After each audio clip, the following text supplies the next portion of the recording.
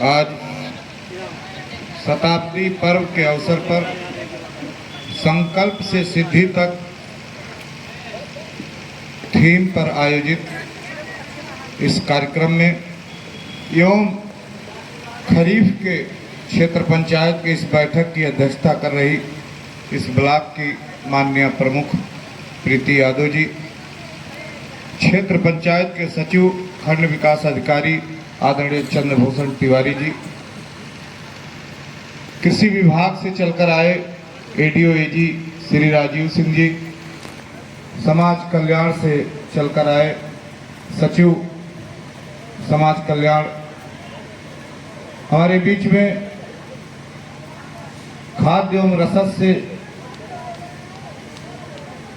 ताल्लुक रखने वाले इस तहसील के अधिकारी एआरओ श्री सतीश चंद्रा जी, शिक्षा विभाग के इस क्षेत्र के पुराने अध्यापक हैं, समन्वयक सह समन्वयक कई पदों पर रह चुके हैं भाई मनोज यादव जी, और हमारे ही बीच में सौरभगढ़ विधानसभा के माटी के लाल, जिनको राज्य शिक्षक पुरस्कार से भी नवाजा गया है, और हिंदुस्तान पत्रकार के एक होनहार पत्रकार हैं भाई मुस्तन शेरुल्ला जी, हमारे बीच में मंच पर बैठे प्रधान संगठन के जिला महामंत्री भाई सुनील सिंह रिंकू जी, हमारे बीच में क्षेत्र पंचायत सदस्य और जिनका शानदार संचालन आप लोग 2-3 घंटों से सुन रहे हैं श्री विक्रम यादव जी, और हमारे बीच में विभिन्न विभागों से अन्य अधिकारी कर्मचारी सहित तमाम समाचार पत्रों में अपनी भूमिका दे रहे हमारे बगल में बैठे कई समाचार पत्रों के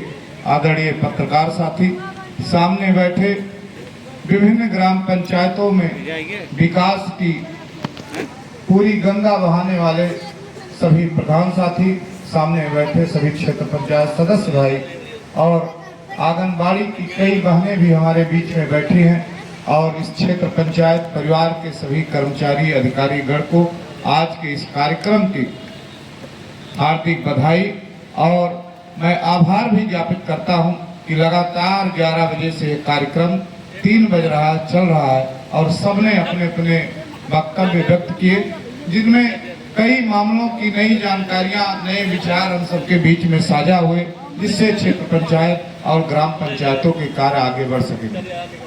साथियों, एक अवसर मिलता है हम सभी को, चाहे हमारे ग्राम प्रधान भाई हों और चाहे बीडीसी भाई हों, गांव की सेवा करने का। 2000 की आबादी पर बीडीसी भाइयों का चुनाव होता है और 1000 की आबादी पर सिर्फ प्रधान भाइयों का चुनाव होता है।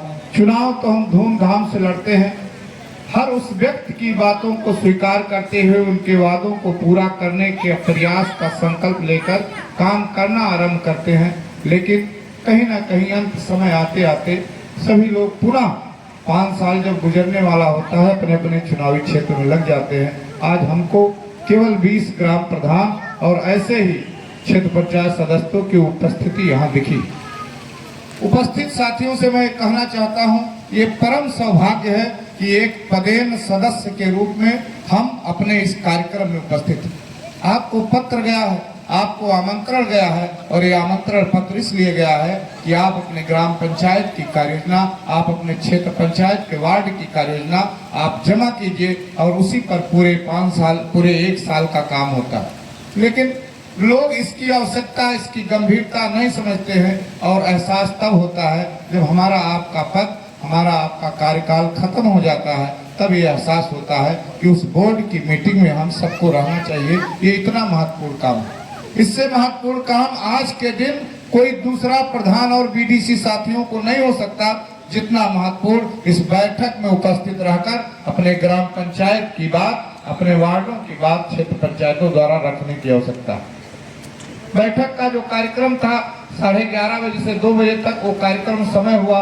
अब बैनर देख के आप जान सकते हैं, देश के लोकप्रिय प्रधानमंत्री जी ने भारत को विकसित करने का एक संकल्प आम जनमानस के सहयोग से लिया है। उन्होंने कहा कि भारत का हर नागरिक भारत को विकसित करने के लिए अपने घर को, अपने परिवार को, अपने समाज को, अपने क्षेत्र को, अपने जिले को, अपने प्रदेश को अगर विकसित करता है तो भारत निहायत ही विकसित देश हो जाएगा। जिस रास्ते पर हमारे प्रधानमंत्री चल रहे हैं, उस रास्ते पर हम सभी को उनके साथ चलकर अपने देश के लिए कुछ कर गुजरने की जरूरत है। यहाँ बैठे सभी नौजवान भाई जानते हैं, भारत की नीति आयोग ने अपने सर्वे में जनपद सिद्धार्थनगर को भारत के सर्वाधिक 12 गरीब जिलों में अपना स्थान दिया है। मतलब सिद्धार्थनगर जिला कृषि के क्षेत्र में पिछड़ा है, उद्योग के क्षेत्र में पिछड़ा है, व्यापार के क्षेत्र में पिछड़ा है, शिक्षा स्वास्थ्य के क्षेत्र में पिछड़ा है। और ये जो नीति आयोग ने सर्वे किया है, उसने सिद्धार्थनगर में आकर सिद्धार्थनगर की दशा और दिशा देखकर ये अपना रिपोर्ट दिया। तो मैं यहाँ बैठे सभी लोगों से कहना चाहता हूँ कि क्या मेरा सिद्धार्थनगर इतना पिछड़ा है? आज भी हमें शिक्षा के क्षेत्र में कुछ करने की जरूरत है। शिक्षा के क्षेत्र में हम क्या कर सकते हैं? पढ़ा लिखा नौजवान अध्यापक बन सकता है, लेकिन गांव का किसान नौजवान सामने बैठी बहनें अपने बच्चों को स्कूल तक छोड़ने जा सकती हैं। स्कूल में दिए गए उनके पाठ्यक्रम को बैठकर उनके पूरा करा सकती है। और विद्वान लोग तो इतना भी कहते हैं कि आधी रोटी कम खाइए, लेकिन अपने बच्चे और बच्चियों को जरूर पढ़ाइए। और ये काम सर्वाधिक आवश्यक रूप से इस सिद्धार्थनगर में होने की आवश्यकता है। आज भी सिद्धार्थनगर में कोई ऐसा उद्योग धंधा नहीं है जिसमें हजारों लोग काम कर सके। सिद्धार्थनगर में उद्योग धंधा कल कारखाना लगने की जरूरत है, जिससे जिले में समृद्धि आ सके। आज भी सिद्धार्थनगर में बड़े रोगों के उपचार की कोई व्यवस्था नहीं है। किसी को कैंसर हो जाए, किसी को अन्य बड़े रोग हो जाए, अभी हार्ट की सर्जरी करनी हो या बाईपास सर्जरी करानी हो या अन्य कोई बड़ा रोग हो, सिद्धार्थनगर में आप भी पर्याप्त स्वास्थ्य की व्यवस्था नहीं है। स्वास्थ्य सुविधाओं का आज भी हमारे इस सिद्धार्थनगर में अकाल है। लेकिन सामने बैठे मैं सभी लोगों से निवेदन कर सकता हूं, हम लोग एक बात कर सकते हैं कि अपने घर को स्वच्छ रख के, हम अपना स्वच्छ भोजन रख के, पीने का पानी स्वच्छ रख के निश्चित रूप से अपने परिवार को निरोगी बना सकते हैं और सिद्धार्थनगर को विकसित जिले की श्रेणी में ला सकते हैं। मेरा आप सबसे ये अनुरोध है। ये बैठक हमको केवल कार्य योजना पर विचार करने के लिए नहीं बुलाया गया है, हमको अपने जिले को विकसित जिला हम किस तरह से बनाएं उस लिए बुलाया गया है। अभी मुस्तन शेरुल्लाह जी ने कई बातें रखी जो आम जनमानस से जिसका सरोकार है। एमडीएम में खाना कौन खाएगा? गांव के साधारण परिवार के बच्चे उस एमडीएम में खाना खाने जाते हैं। लेकिन मैं यहाँ सभी लोगों से पूछना चाहता हूँ, क्या किसी गार्जियन ने कभी एमडीएम में जाके देखा कि मेरे बच्चे को क्या खिलाया जा रहा है? जिम्मेदारी होनी चाहिए कि नहीं आप लोगों की? ये जिम्मेदारी यहाँ के सभी लोगों की होनी चाहिए। ये जिम्मेदारी केवल अध्यापक की नहीं है कि चाहे जो बनवाए हमारा बच्चा चाहे जो खाए। मैंने देखा है विद्यालय में बच्चे कपड़े गंदा पहन के जाते हैं। सरकार ने थोड़ा सा प्रक्रिया क्या चेंज किया, पहले ड्रेस का पैसा अध्यापक के खाते में आता था, एसएमसी खाते में आता था। उस समय ड्रेस आके विद्यालय पर वितरित होता था। सरकार ने थोड़ा और पारदर्शी प्रक्रिया बनाने के लिए ये पैसा गार्जियनों के खाते में देना शुरू किया और जब से ये पैसा गार्जियन के खाते में आने लगा तब से बच्चों को ड्रेस से दूर रखा जाने लगा। अब वो गार्जियन उस ड्रेस का पैसा दूसरे काम में खर्च कर देते हैं। बच्चों के ड्रेस का पैसा बच्चों के ड्रेस पर खर्चा होना चाहिए, तभी आपका बच्चा जाएगा। आपने कभी सोचा है किसी बच्चे को सुबह नहला धुलाकर जूता मोजा टाई पहनाकर एक बार उससे पूछो कैसा लग रहा है, उसका मनोबल बढ़ता है। सरकार ने व्यवस्था इसीलिए गांव में लागू की है कि अगर बड़े लोगों के बच्चे स्कूल में जाके महंगे स्कूलों में बेंच में बैठ के पढ़ाई कर रहे हैं तो गरीब का बेटा भी स्कूल में बैठकर बेंच पर पढ़ाई करेगा। अगर बड़े लोगों के बच्चों को नाश्ते में भोजन में, बहुत से बड़े स्कूल हैं जहाँ भोजन की व्यवस्था विद्यालय ही कराते हैं, तो गरीबों के बच्चों को भी वो व्यवस्था सरकार ने किया है। केवल बात सुपरविजन की है, बात कहने की है, बात जानने के लिए है। मैं गाँव से जुड़ा हूँ, गांव का प्रधान हूं, मैं इसलिए बात करना चाहता हूं। हम लोगों के द्वारा शौचालय का ऑनलाइन कराया जाता है, सभी लोग बैठे हैं, लेकिन जब शौचालय बन जाता है तो उसमें जाने वाले लोग कम होते हैं और गाली ग्राम प्रधान, क्षेत्र पंचायत सदस्य और जिम्मेदार लोग चाहते हैं कि कौन सा गांव है इतना गंदा। तो सबकी ये जिम्मेदारी है कि आपका गांव स्वच्छ रहे। माँ बहन रोड पे ना बैठे, उनकी इज्जत बिकती है, उस गांव की बदनामी होती है और इसके साथ साथ कई तरह के रोग घर आते हैं। ये कब जागरूक होगा मेरा सिद्धार्थनगर? जब जागरूक हो जाएगा तभी सिद्धार्थनगर विकसित हो जाएगा। एक परिवार पर 12,000 रुपया सरकार सहयोग के रूप में दे रही है। 12,000 में शौचालय तो नहीं बनता, लेकिन अगर सरकार 12,000 दे रही है और शौचालय को अगर कोई अपना इज्जत मानेगा तो शौचालय बनाने में 12,000 सरकार का भी लगेगा, तो किसी के माँ बहन को कोई देख नहीं पाएगा और उस गांव की गंदगी दूर हुई, शिक्षा का स्तर बढ़ेगा। ऐसे परिवार सर्वे कराए हैं कई एनजीओ ने, लोगों का स्टैंडर्ड क्यों नहीं बढ़ रहा, लोगों का जीवन जो है उसका स्तर ऊंचा क्यों नहीं हो रहा? आज भी हम लोग उसी पुराने परिपाटी में चल रहे हैं। आप शहर को देखो, शहर में लोग टहलने 1 किलोमीटर जाते हैं, हमारे यहाँ लोटा लेकर लोग 1 किलोमीटर जाते हैं, जबकि हर घर में शौचालय है। अगर चाहिए तो पैसे की कोई कमी नहीं है। आज ऑनलाइन आप कराइए, OTP आप पर जाएगा, आपका पासबुक, आपका आधार कार्ड, आपका मोबाइल नंबर इतने लग रहा है, आप प्रधान या सचिव को या ब्लॉक पर वीडियो साहब को जमा करेंगे, शौचालय बन जाएगा। इन मानकों पर आप लोगों को काम करने की जरूरत है। दिल्ली की एक टीम मेरे गांव लुचुइया में आई थी और मैंने साफ सफाई कराया था। मैं अपने गांव की बात करूंगा, साफ सफाई कराया था। IAS की अध्यक्षता में वो टीम थी, लेकिन जिन सड़कों को मैंने साफ कराया था उसमें से कोई सड़क उन IASओं ने नहीं देखा। उन्होंने कहा इस सड़क छोड़िए, वहां हमको ले चलिए, और जहां मैं उनको ले गया वहां गंदगी थी। साफ सफाई कराने के बाद तो हम लाख बचावे दिखाने की कोशिश करें, अपने गांव का प्रचार करें। जब तक गांव के लोग हम लोगों के साथ सहयोग करके काम नहीं करेंगे, तब तक गांव की बदनामी ही होगी। उस गांव से कोई लड़का पढ़ लिख कर आगे नहीं बढ़ सकता है।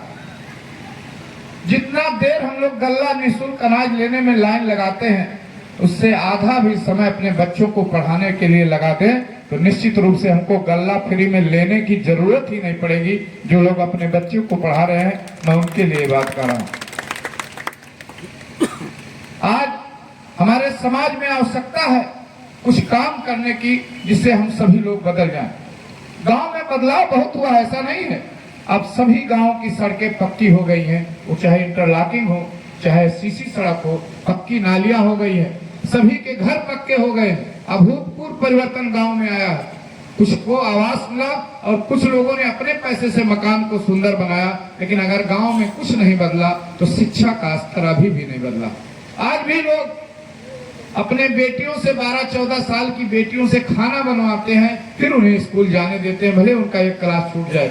आज भी लोग गांव में अपने बेटे को ज्यादा सम्मान देते हैं, उसे ज्यादा दुलार देते हैं, और बेटी को हे भावना से देखा जाता है। ये आज भी गांव की कड़वाहट है, कटु सच्चाई है, इसे हम लोग नकार नहीं सकते। जबकि बेटी केवल आपके परिवार को नहीं, बेटी मेरी केवल मेरे परिवार को नहीं, जिस परिवार में ब्याह के जाएगी उस परिवार का भी उद्धार करती है। इसलिए हमको जरूरत है सबसे पहले बेटियों पर ध्यान देने की, उनके शिक्षा पर ध्यान देने की, उनके साथ बैठकर बात करने की, उन्हें दुलार और प्यार देने की, तभी हमारा समाज बदलेगा।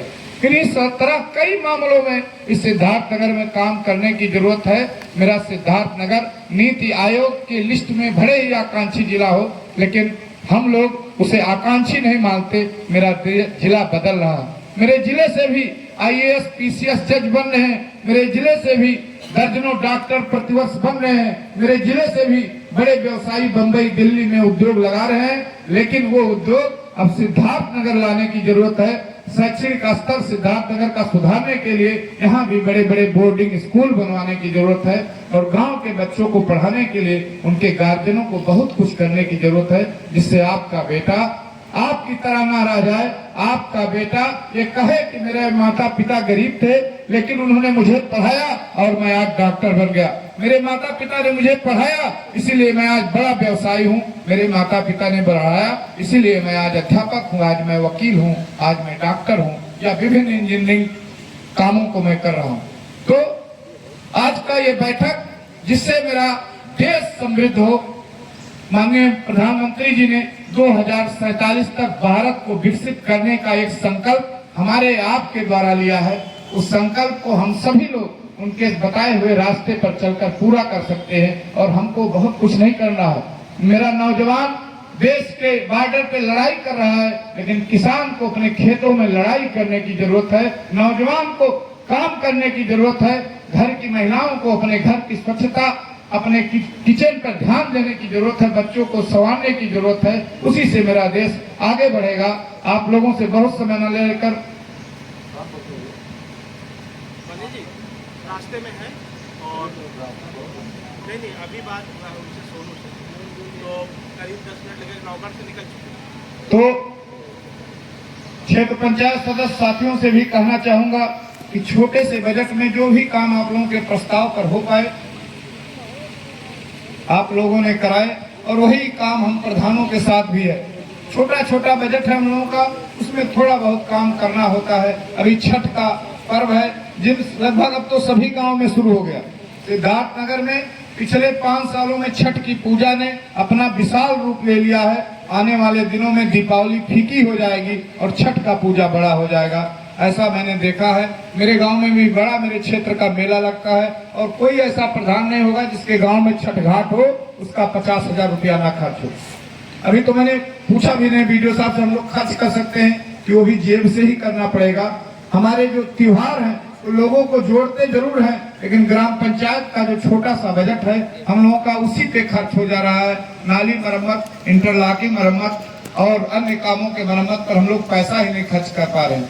अभी वीडियो साहब ने सभी लोगों को ललकारा और कहा हनुमान की तरह चिताना पड़ेगा, लेकिन एक शब्द भी साहब ने नहीं कहा कि मनरेगा का पैसा नहीं आ रहा है, पैसा जल्द आएगा, आप लोगों का भुगतान होगा। ये भी बात साहब आपको कहना चाहिए था, क्योंकि हनुमान भक्त आदमी थे, कोई परिवार नहीं था उनके पास। यहाँ सब परिवार वाले हैं और मजबूर हैं। हम लोग सो के उठते हैं, ईटा गिट्टी बालू मोरंग के विक्रेता सुबह ही आ जाते हैं कि प्रधान जी प्रधानी जा रही है, पैसा दे पाओगे कि नहीं दे पाओगे। अरे किसी प्रधान के पास 2-4 एकड़ जमीन है, किसी के पास 2-4-10 मंडी ही है, वो बेचारा कहाँ चला जाए। आपके आदेश पर सोहरतगढ़ के लगभग सभी एमडीएम सेट सभी अन्नपूर्णा भवन शुरू हो गया है, और कोई भवन 6 लाख से कम का नहीं है। और पता नहीं भुगतान तक आप रहेंगे, हम लोग रहेंगे कि नहीं रहेंगे। अब बनाने का काम तो हम लोग शुरू कर दिए सर, लेकिन अब भुगतान कब होगा इस पर गंभीर चिंता है, और सभी लोग इससे परेशान। काफी काम कराया जिलाधिकारी महोदय ने हम लोगों से, लेकिन उसमें एक बार भी प्रधानों का पक्ष नहीं सुना गया। इस बात की कष्ट है, जाकर भी हम लोग इस बात को कहते हैं सबका पक्ष सुन के ही काम करना चाहिए। ठीक है, कोटे की दुकान बहुत अच्छी बन जाए, उसमें गल्ला बटे, कोटेदार अपने घर पर गल्ला ना रखे, लेकिन वो बजट भी ग्राम पंचायतों में होना चाहिए। किसी का गला दबाकर अन्नपूर्णा भवन बनवाने से अच्छा है कि बजट की उपलब्धता देखते हुए कार्य कराना चाहिए। जिले में ऐसी तमाम कार्यदायी संस्थाएं हैं जिनके पास अथाह धन है और समीक्षा बैठक में खर्च नहीं कर पा रहे, उसके लिए उन्हें नोटिस दिया जा रहा है। और ग्राम पंचायत एक ऐसी संस्था है जिसके पास कुछ नहीं है। सुदामा के सलीके से पंचायतें चल रही हैं और काम रोज करा रही हैं, मांग मांग के हम लोग काम कराते हैं। तो मैं अंततः आपसे यही अनुरोध करूंगा कि अपने ग्राम पंचायत की कार्य योजना जमा करें। और प्रभु जी की बात में मैं अपनी बात बनाते हुए इस बात को कहता हूं कि हम लोग भी अपने कार्यकाल के अंतिम दिन तक विकास की योजनाओं की लौ से अपने गांव को प्रकाशित करें, और गांव का अंतिम व्यक्ति केंद्र एवं प्रदेश सरकार की किसी भी योजना से वंचित न रह जाए। इससे हम लोगों को आशीर्वाद मिलेगा, और निश्चित रूप से गरीबों की दुआएं काम करती हैं। हम पद पर रहें न रहें, गांव ये कहता है इस काम को प्रधान जी ने कराया था, ये काम अच्छा है। ये आशीर्वाद किसी जनप्रतिनिधि के लिए एक अमरता के वरदान से कम नहीं है, जिस प्रतिनिधि का पीठ पीछे कोई तारीफ करे। और अंत में मैं आप सबसे विदा लेते हुए पुनः आप सभी को आगामी छठ पूजा की हार्दिक बधाई देते हुए सभी प्रधान साथियों, क्षेत्र पंचायत सदस्यों से अनुरोध करता हूं कि अपने अपने गांव के छठ घाट जो एक आस्था का प्रतीक है और दूसरे शब्दों में उसी से वोट भी मिलता है, तो हम सभी को उस पर अपने पास से अपने निधि से जिस तरह से भी हो सके शानदार काम करके इस पर्व को आपसी मेल मिलाप से पूरा करना चाहिए। और आप सभी यहाँ आए, इसके लिए मैं जनपद के प्रधानों की तरफ से आप सभी का आभारी हूँ। क्षेत्र पंचायत सदस्यों का भी स्वागत, अपने ग्राम प्रधानों का भी स्वागत, उपस्थित सभी पत्रकार भाइयों का स्वागत, और इस ब्लॉक के सचिव मुखिया आदरणीय खंड विकास अधिकारी महोदय और आदरणीय प्रमुख जी को भी मैं आभार व्यक्त करते हुए अपनी बात को खत्म करूंगा। जय हिंद, जय भारत।